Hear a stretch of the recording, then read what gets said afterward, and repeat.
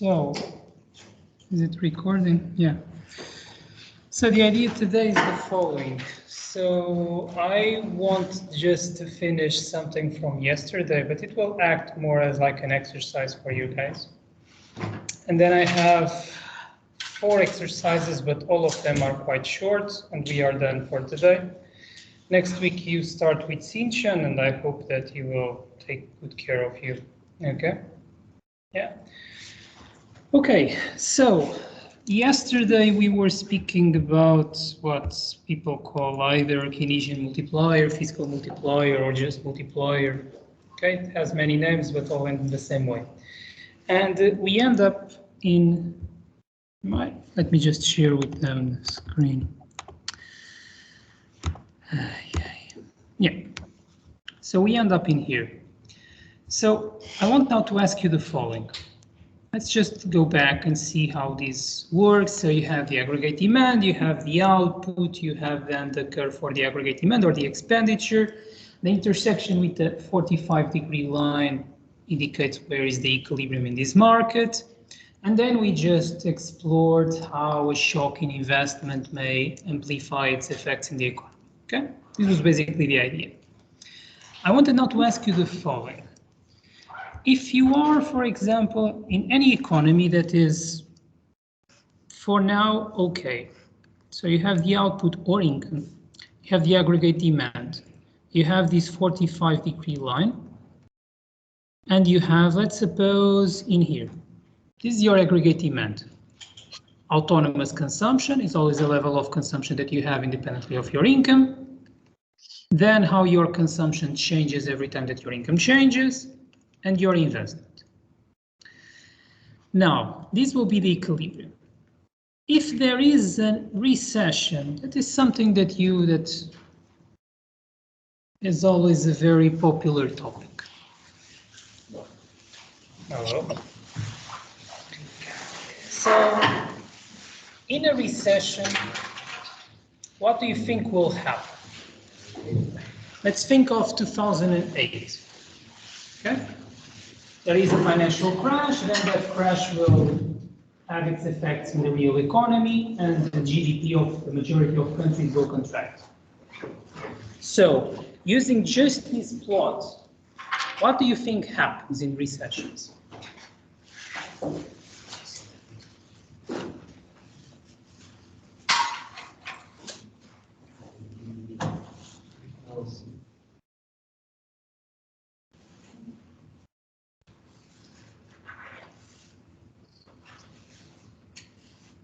This will be an interesting question for an exam, for example.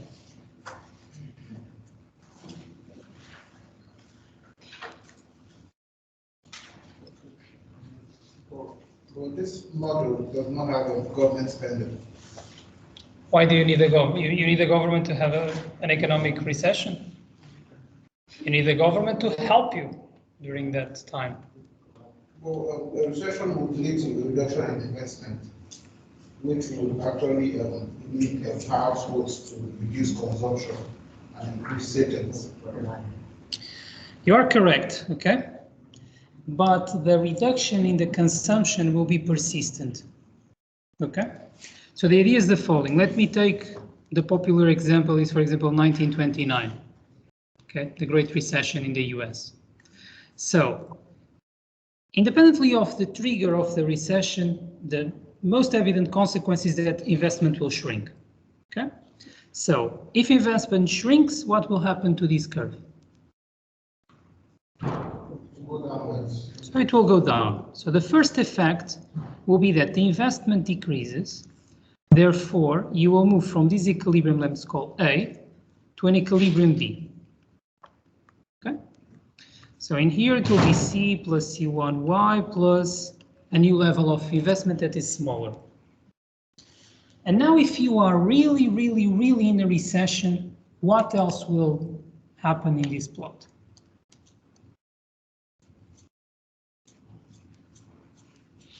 So yesterday we saw just an example. Let me see what they said in here.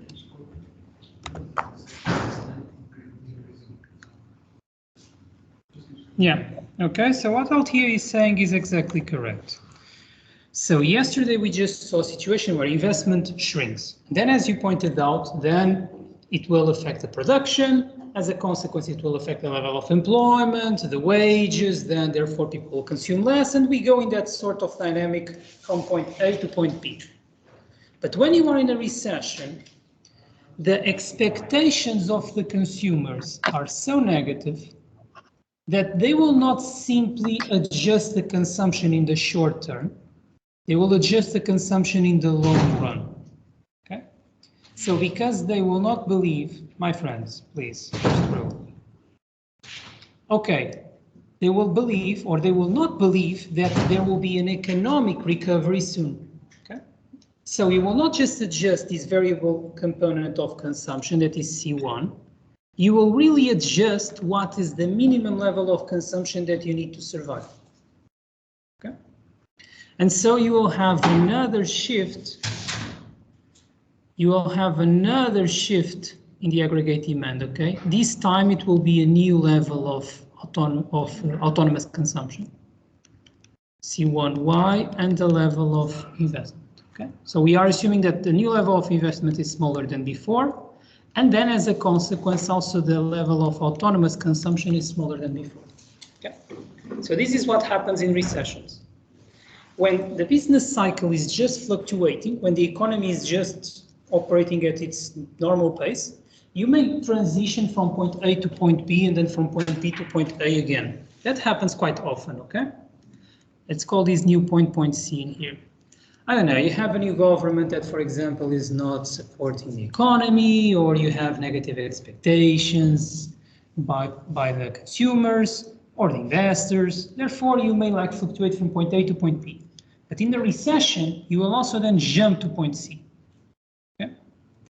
And then it will be very difficult for you to leave that point again and we go back to point A. Okay?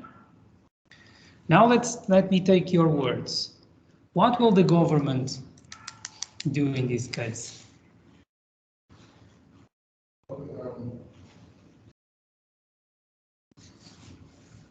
will be an increase in government spending. So if your government is indeed run by reasonable people, there will be an increase in government expenditure. If your government is run by morons like my country, usually that will not happen, okay? So the idea in here now is the following. Up to now, we have been speaking of aggregate demand just as consumption plus investment. But 1 week ago, we saw that the GDP is consumption plus investment plus government expenditure plus the difference between exports and imports. Okay? So now we need also to take that into account. So the first assumption that will now change, I will call it assumption 3, is that now you have a government. And the government will do two things. It will have some expenditure in the economy, and it will also levy taxes. How do you think that taxes will affect this equation in here? Reduce the consumption. Correct. Okay. So when you have the government, now the aggregate demand is the consumption. You remember that was C0, C1, Y, right? Now it will become, okay, this is the fixed part, this will not change, but the variable part will be affected by how much you pay in taxes, okay? So 1 minus T is just the net value of your income. Y is your gross income, Y times 1 minus T is your net income, okay? Then you have investment. But now an assumption that I will make, but we will not explore it in here, is that we are also assuming for the existence of banks. So now investment will be a function of the interest rates in this economy. Okay? So now there are also banks, which implies that investment is a function of the interest rates, and the interest rate is, I call it R. Notice that I, and then between brackets R, is not I times R, okay? It's I is a function of R. I is a function of the interest rate, okay? And now, the last assumption that we make is that we also allow for other countries and for trade with other countries, okay? So now we are also taking into account exports. And now, the difference is that we will make imports a function of your income. Okay. So the idea is the following. Imports was M in this equation in here. But what you can import depends on indeed on the level of wealth of your economy, okay? So we say that you will import depends on the level of wealth of your economy and the parameter M that I call the marginal propensity to import, okay? And the marginal propensity to import tells you that per each additional pound that your economy makes, how much of that is channeled in the form of imports. Okay? So marginal propensity to import.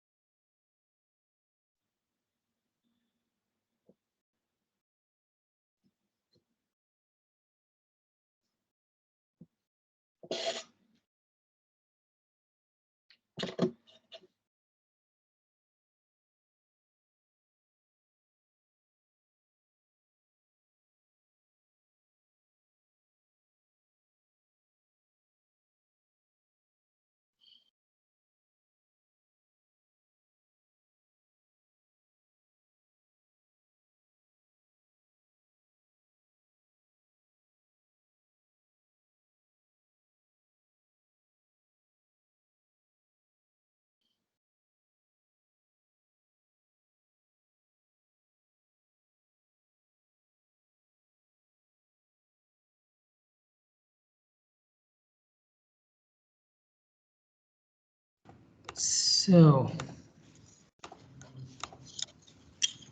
where was I?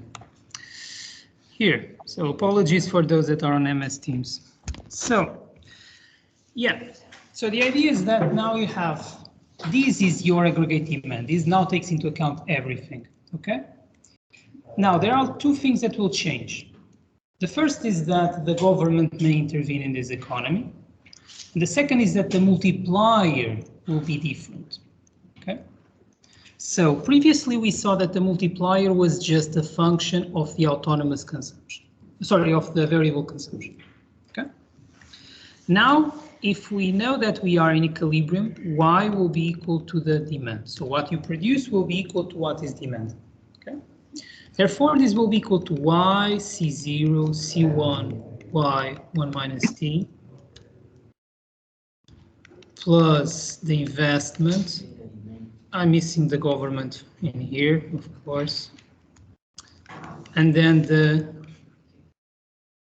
trade balance, okay? Then you just move everything that has a Y to one side and you leave everything else on the other side, okay? So you now just get Y minus C1, Y 1 minus T, plus MY. So these were all the terms that had the income associated to it. And then you leave on the other side the autonomous consumption, the government expenditure, the investment, and the exports. Now, if you factorize this and you isolate Y, you get 1. Then you get minus C1, 1 minus T. You get, in here should be plus M, equal to C0, G, IR, and exports. Finally, this deal tells you that you have 1 over everything in here times C0, G, investment, and exports. This in here is what you may consider like a standard level of demand, okay? And this in here will be your new multiplier. So in comparison with the former one, do you think that the multiplier will be, on average, larger or smaller?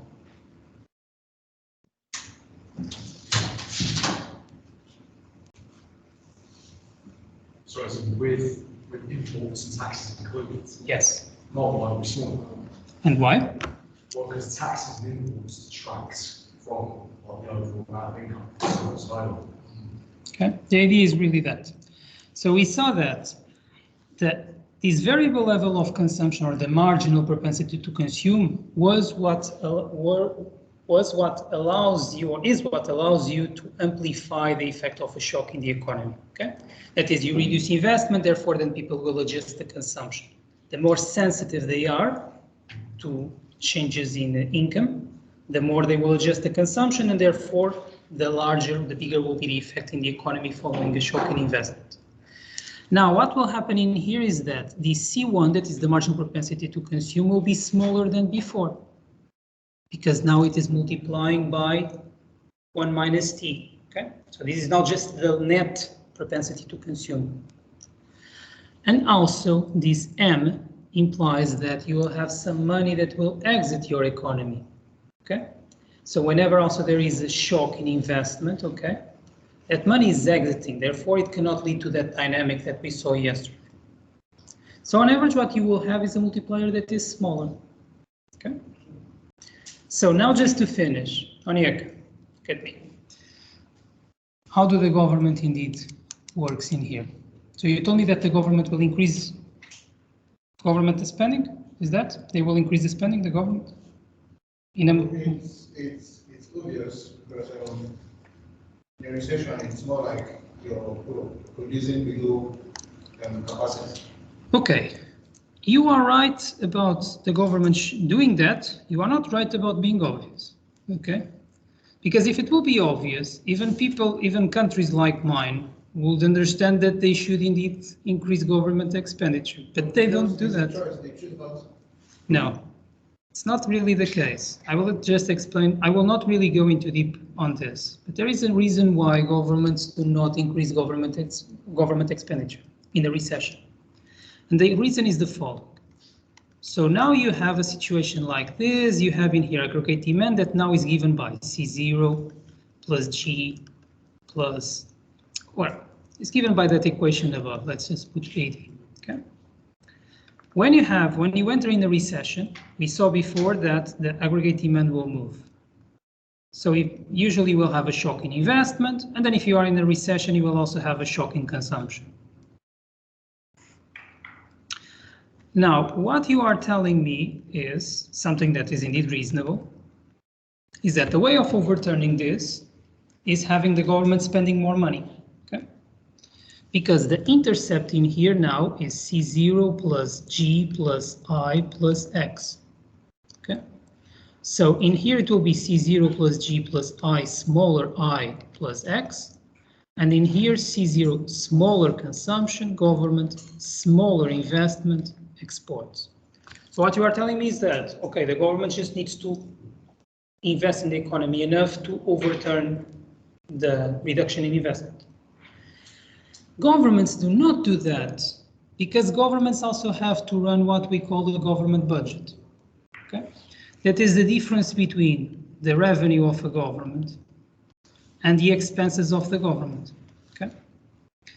What happens, especially in Europe, is that governments are usually in the red.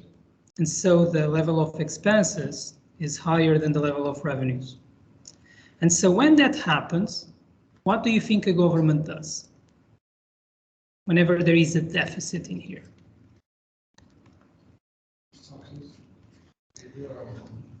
That may be a possibility, yes.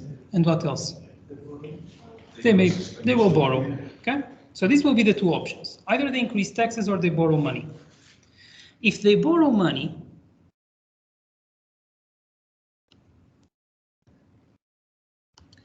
and they already have a lot of government debt, then they have usually this problem. That is, they have on the one hand an economy that is struggling and they need to increase the level of expenditure.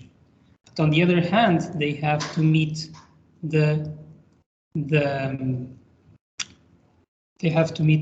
service that they have already. Okay, so they have to repay the loans.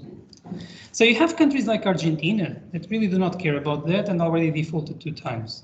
Okay, so countries like Argentina already defaulted 2 times that they do not pay their loans, which usually has very nasty consequences.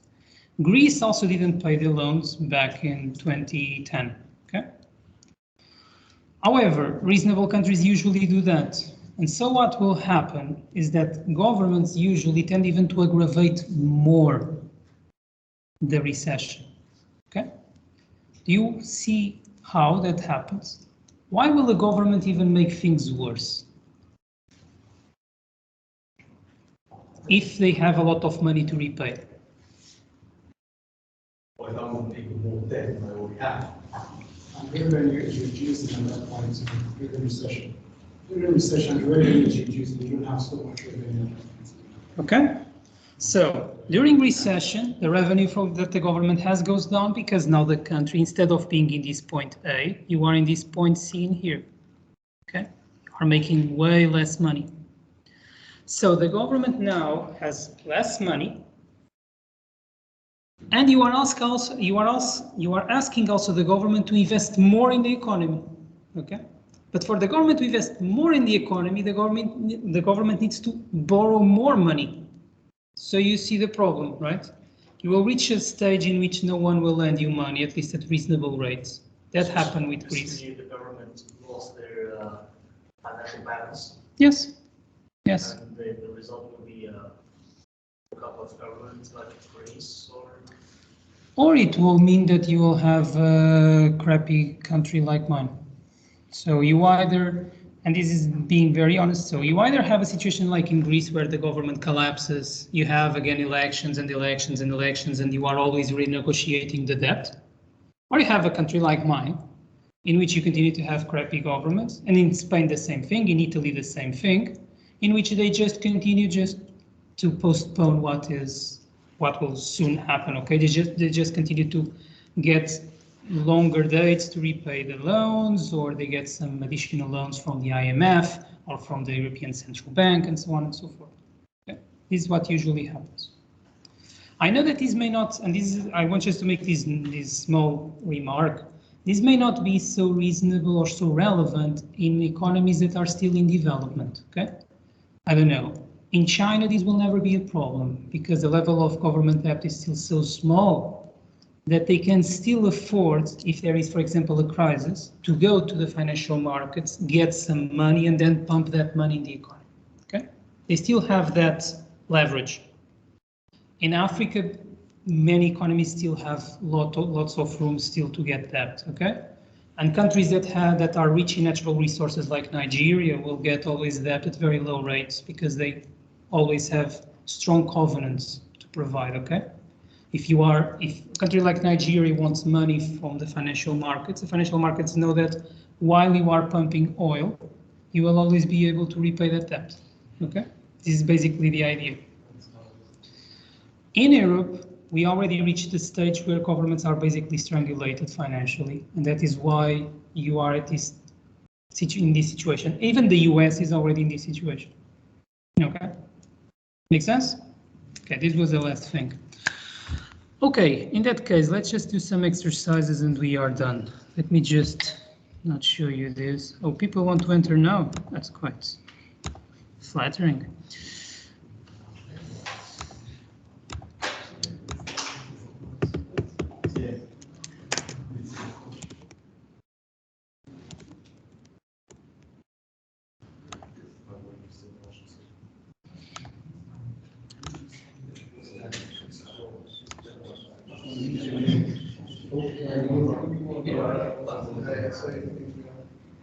Will you upload the answers to the exam? Well, I already did that.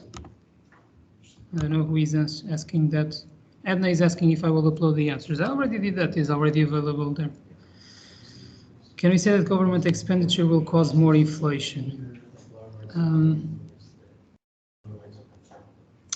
It's more complicated than it seems. I cannot explain in here. It may lead to that, yes. It may lead to that.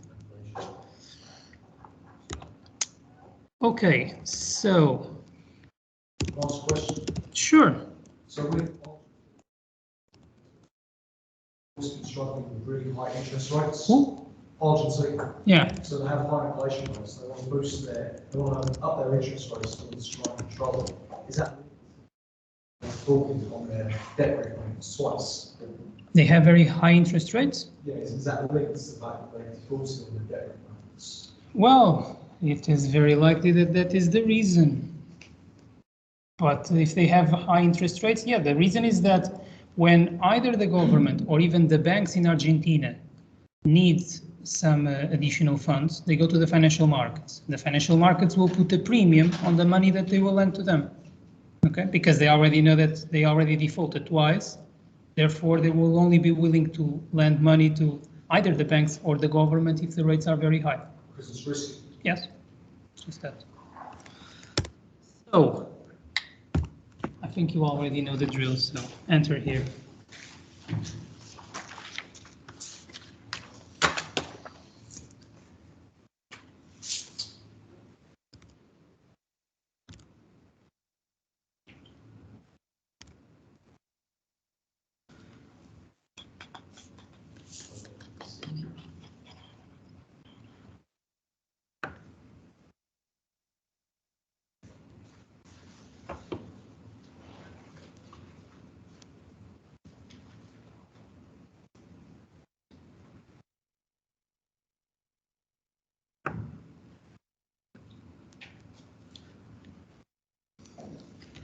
And then you also have to see that Argentina is not like in Europe, even Greece can always get funds from the central bank. And the central bank will always, I don't know, facilitate the money that they will lend to Greece.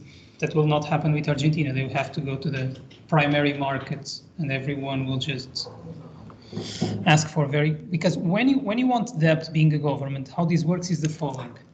You just go to the primary market and you run an auction. And you say, well, I need $1 billion. Who will make like the best offer in terms of interest rate? And you, for example, you are running the UK and you say, okay, I am willing to lend you 1 billion, but I will only do that at 10% rate.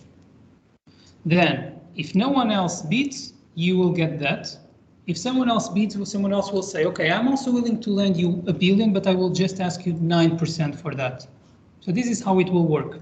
Okay, basically, it will be the country that offers the lowest rate that will lend the money to that economy. Usually, what happens is that you have like, I don't know, 3 or 4 countries that will lend money, like just parts of that total amount that the government needs. So as the UK, you will say, I'm not willing to give you 1 billion. I'm willing to give you 250 million for that rate. Okay, this is what will often happens. Yeah, so you see the issue. Usually the ones that will lend money are always the same. Germany, China, these are always the ones that lend all the money, okay? They're creditors. They are. In Germany, the reason is that Germany has always a surplus in their government budget. So they always have more revenues than expenses. So they are always accumulating money that then they lend in the markets. And China, the same thing, especially because China is growing so fast, or was growing so fast during a period of time that they were able indeed also to accumulate a lot of money. And now they are willing to lend that money. Okay, that's the reason. Just so if other countries running give loans at low interest rates, how would that circulate their inflation rate, which then causes their central bank to increase their base rate? Do you see what I mean? I see what you mean. Yes, that will have an effect. The reason is the following, is that, and I will need an entire lecture to explain that to you, but I can tell you just in brief manner, is that the money that you have in the economy usually has a relation between the assets that the central bank has. Assets will be gold, silver, or also will be bonds, money that you lend to other countries, okay? If these titles that represent the money that you lend to other countries become more risky, therefore these collaterals that you have become less valuable. And that indeed will then lead to a rise in inflation, okay? Because your currency will become weaker. Okay? Okay, I think we are good to go. So, let me share again the OneNote in here. So, first exercise is the following. This will be a problem for you to see.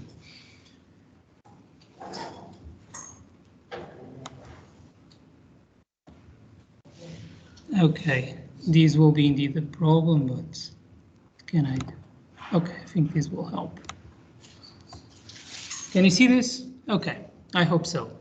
So in here you have an economy, okay, where I will tell you that the marginal propensity to consume is 0.5, okay?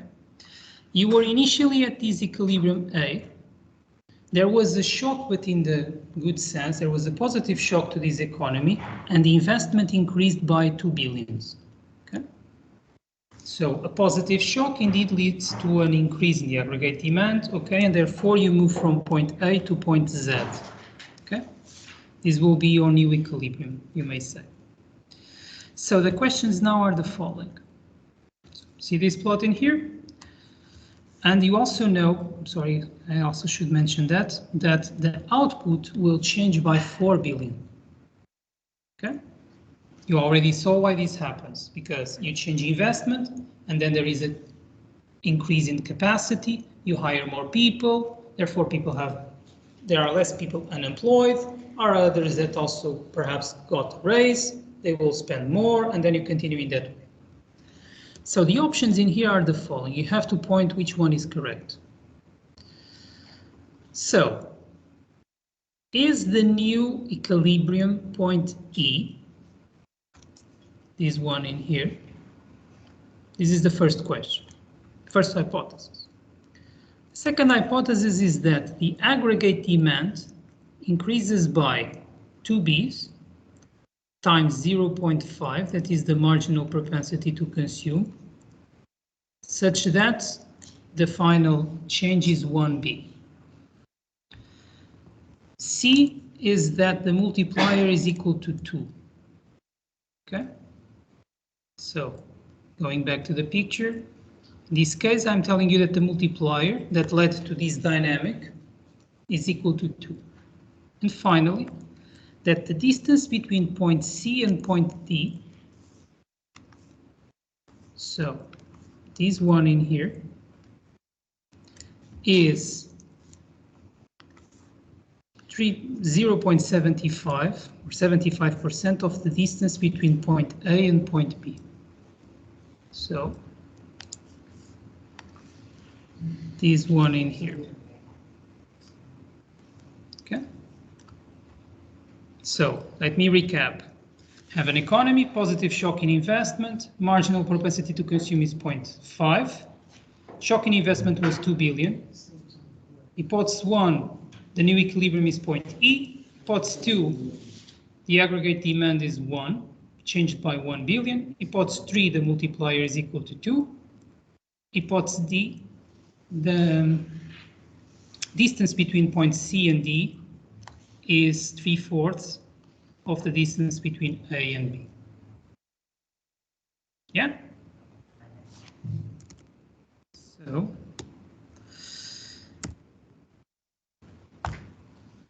let us begin.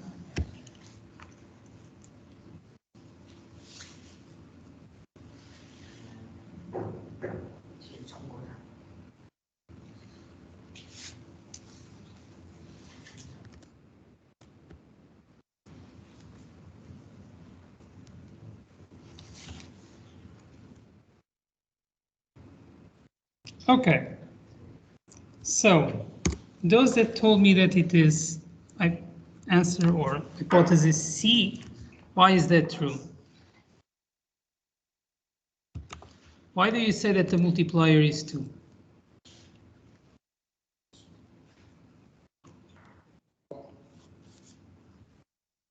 One minus 0.5. That's not the correct reasoning, so you just got the right answer by an accident. Any ideas? Well, that does not mean that you are right. Right? Dan, come on. I mean, in this economy, you have no government, no exports, no imports. Right. So the multiplier is just 1 over 1 minus C. So it goes to 0.5. Is that how they not be 2? Guys, yesterday I told you the following. I told you that a multiplier is what amplifies a shock. So the initial shock was 2 billions, right?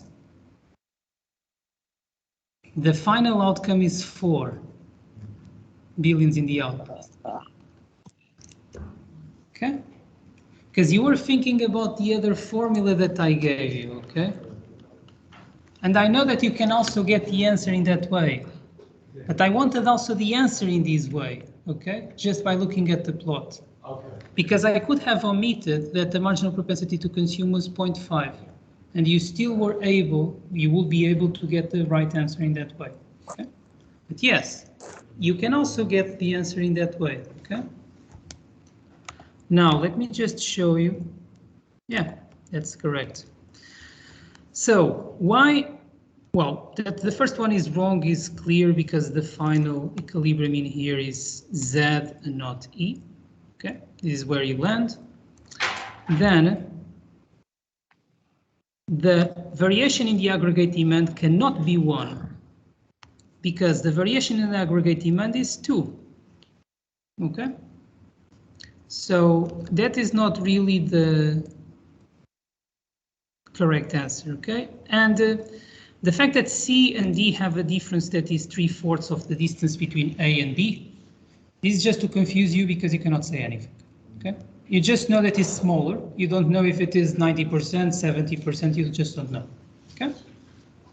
Just that. So, okay. Curious to see which names have you chosen this time. Okay. The one that is conceptually good at economics didn't do so well this time, right? I'm not so conceptually good at all. Okay, very well. Let me move on to exercise 2.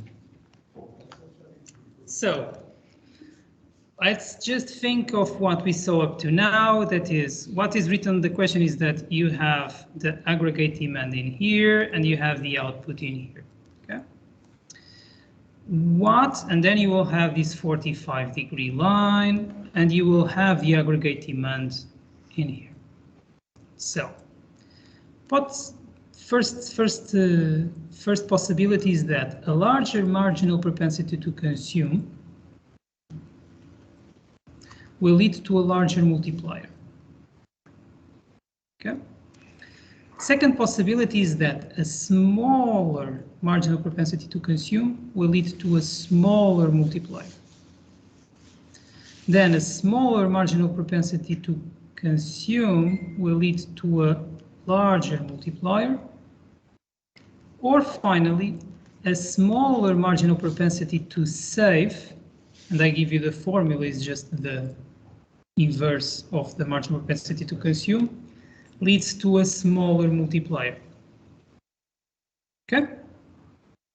So 4 options is just the relationship between marginal propensity to consume multiplier, and the point that is fundamental in here is that the right answer will lead to a flatter aggregate consumption function. So you have in here the aggregate demand. Okay? You want the aggregate demand to become flatter. Okay? And so now you have these 4 options. Which option will make the aggregate demand to rotate in such a way that you can think that it will become horizontal? Okay? Is what? Larger marginal propensity to consume or smaller? And then what is the consequence in terms of multiplier? Yeah? So, that.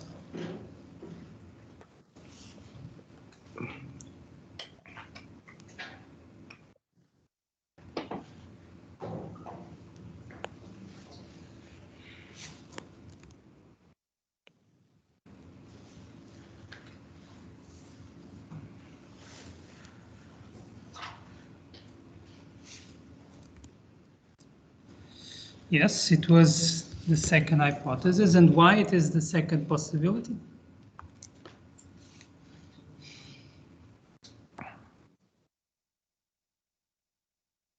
Don't tell me that you just guessed.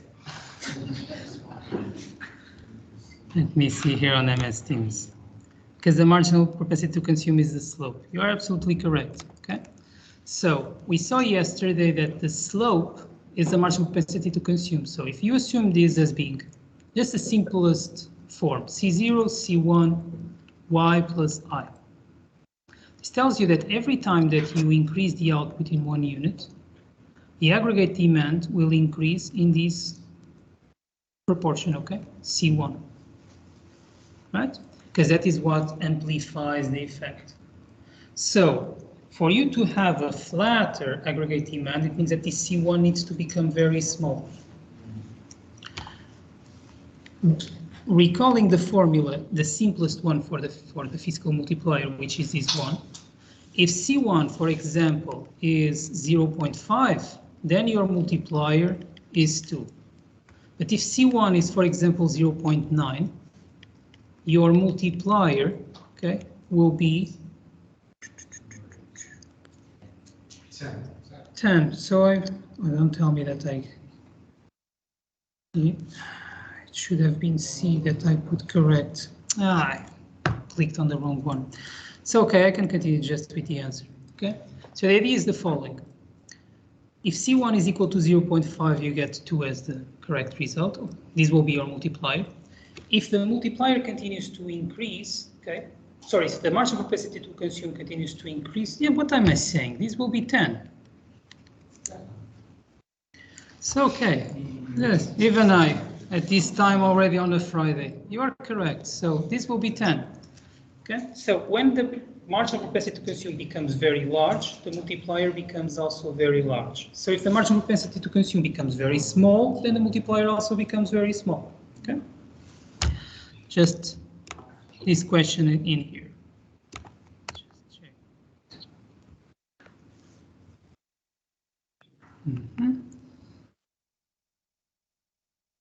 Okay. Exercise number 3, final one. So in the context of aggregate demand, what will represent an investment? Putting money on a savings account, buying company shares, buying a new car for personal use, or upgrading your IT equipment in your firm. This is the short one, okay? So, is what represents an investment.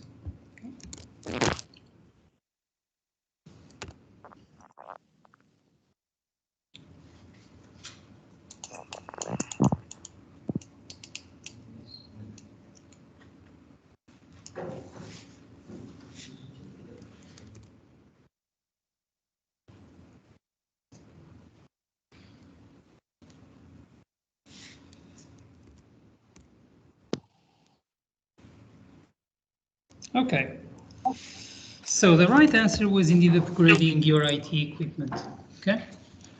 Can someone tell me why it cannot be putting money in your savings account? Well, I mean, can I say why it's right answer? Can I say why it's wrong answer? Yes, go ahead. So investment is any expenditure on like capital, which serves like a very strong capital in the firm or like in the business in the economy. And so when you're upgrading firms on equipment, you're putting expenditure into the firm's capital, so that constitutes investment. If you're putting money in the savings account, that's not investing its capital, that's just withdrawing your money and putting it in savings. So that's not investment. Yes. That can't possibly be investment. You're correct, okay? So this is like partially connected with what we saw also in the micro part, okay? Is that when you invest on your IT equipment, you are indeed expanding the capital of the firm. So that will be an investment. Putting money on a savings account is just saving money. Buying shares is the same as putting money on a savings account. The difference is the kind of return that you get and the possibility of losing your money, but that's still not an investment. And buying a new car is not considered an investment because a car is just for personal use in this case. So it does not have any production goal, okay? So I'm already 1 minute after, but I think you can tell me this in 15 seconds. Can you tell me why rich people have a lower marginal propensity to consume than poor people? Have a lower, I mean. Rich people, low marginal propensity to consume. Any idea why that is the case? I can suggest so when poor people, less wealthy people, they have less money, so when they get a little bit more money, they tend to consume most of it, so they have a high marginal propensity to consume. But wealthy people, they don't, they've already got enough money to consume whatever they want. So when they get a little bit more money, it's not so significant to have a lower marginal propensity to consume. Yes, so just to finish, the idea is exactly that one, okay? So we discussed this when you were eating chocolate in our first lecture, okay? So the idea is precisely that your utility tends to curve as you increase the level of consumption, okay? What happens is that people that are rich are already already consume quite a lot by default. So they are already, for example, in this section of the utility function. So whenever they have £1 more, they just don't do anything with that pound. Or they will not do anything because the gain in utility that they will obtain is very small. So it's not even worth the hassle. But if someone is by default poor and has a low level of consumption, every additional pound will lead to a large increase in utility. Okay?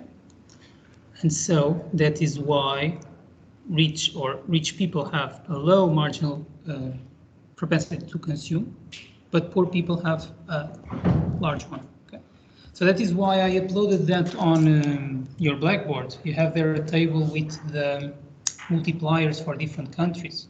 Okay, and you will then see that countries that usually are underdeveloped, okay, will have very large multipliers. Okay, and then you will see that rich countries will have smaller multipliers. Okay, the smaller multipliers, as you see, come usually from having a small marginal propensity to consume. You can then check that there. You can see that, for example, you have there China has a multiplier of 3. So every time that you invest £1 in that economy, that leads to an increase in £3 in their GDP. This is just an example. Yeah? Good. Very well. Good luck, guys. Good luck. Good luck. What? Is it like, no, the link will answer the question. Good luck. What? You want the link after the question? As an email, this thing, you answer the question. Comes up after. Oh, you want the results? Yeah. Okay, let's see the results.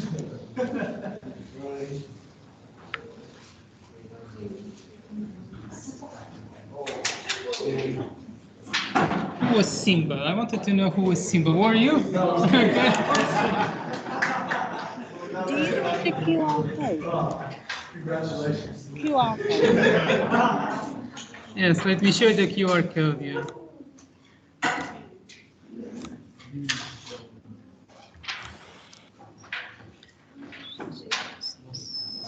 That's why I wanted to show it. Very well, and you are in your own right, yeah?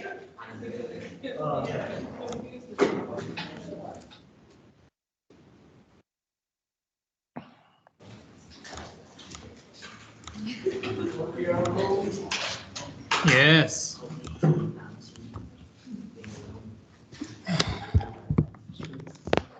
How are you doing? You are in the rush today.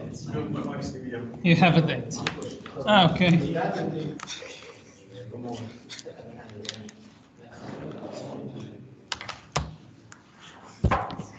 Okay.